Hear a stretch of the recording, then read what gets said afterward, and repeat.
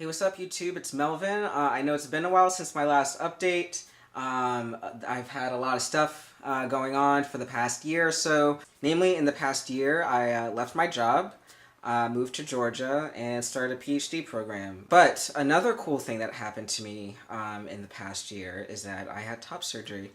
I had top surgery last May 4th, 2016, in Chicago, Illinois, with Dr. Allison Shore. I kept it largely off of social media because I was weird about people at my job knowing about my surgery and what I was doing. But now that I left my job and left the state, I don't mind being more public with it now. So the story of my top surgery. So I just want to talk about a little bit about how that happened for me, what recovery was like, and I'll share my results.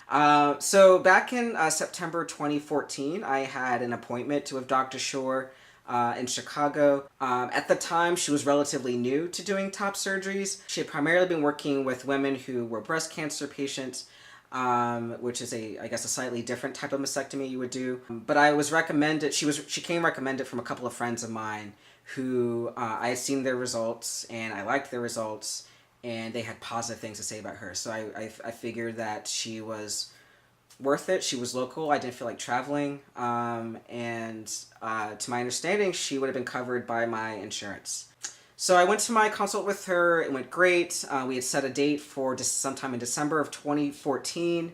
And I was really trying to get this procedure done before January 1st, 2015, because I knew that my insurance deductible was going to go up quite a bit. So it had been like a few $100s, like $300 or something like that.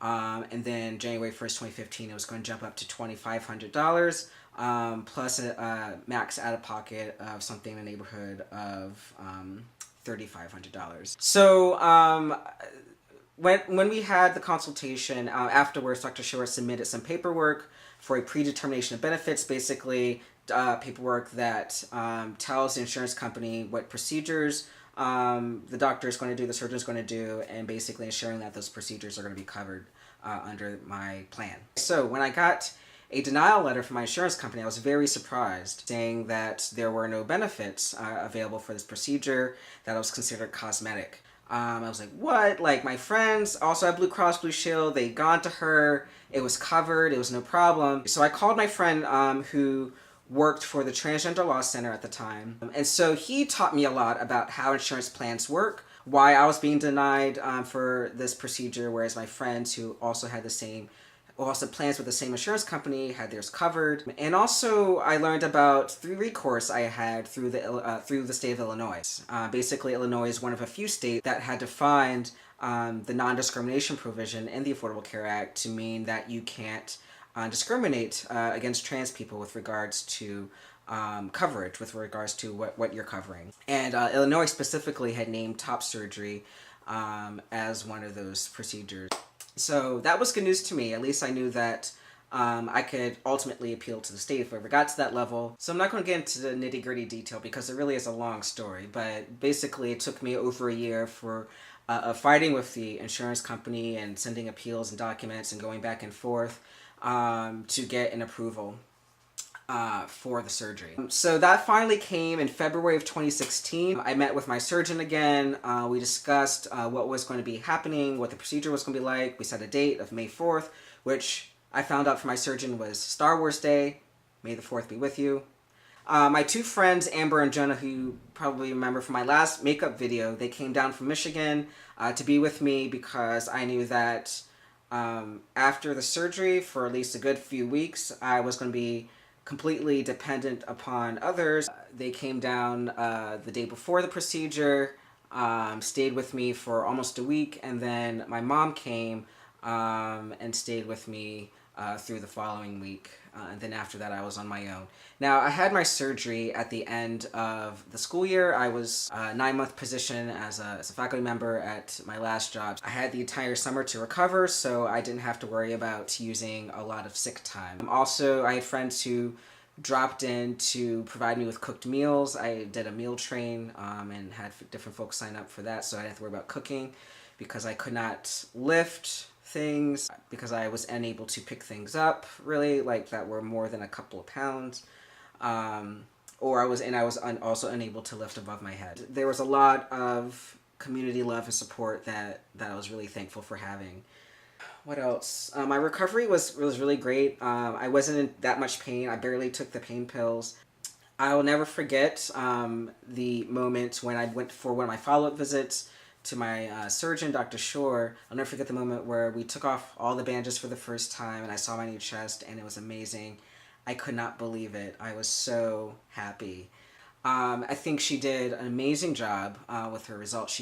Even though she had relatively little experience with doing top surgeries for trans folks compared to others like Medali or Garamoni or other folks that people go to, she was spot on with the contouring, making the chest really fit with the rest of my body. With the scars, everything was very symmetrical and looks great. I could not be happier. Literally could not be happier with my results. Show you what my chest looks like now. Again, this is almost 11 months to the date since my top surgery. I'm really happy. Everything looks symmetrical.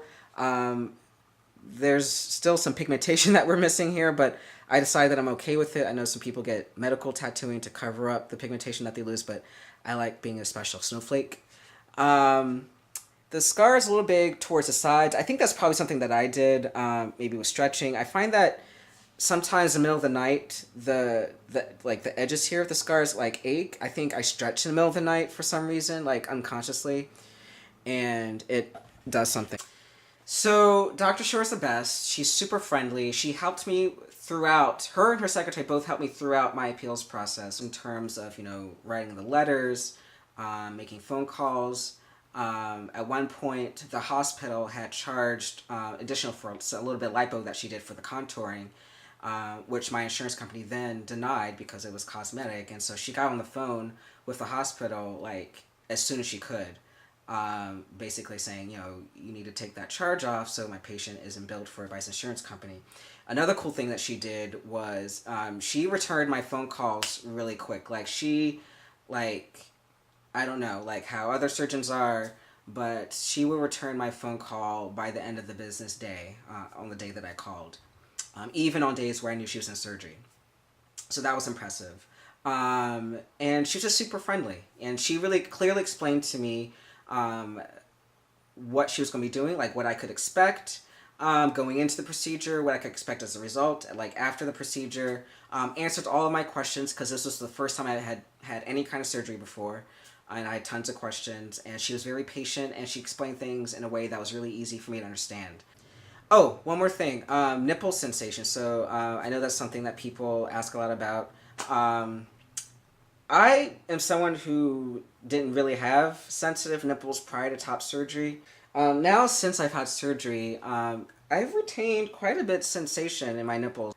I would say that I had at least total sensation. If you need questions, you can ask me and I can answer them. I do miss my YouTube community.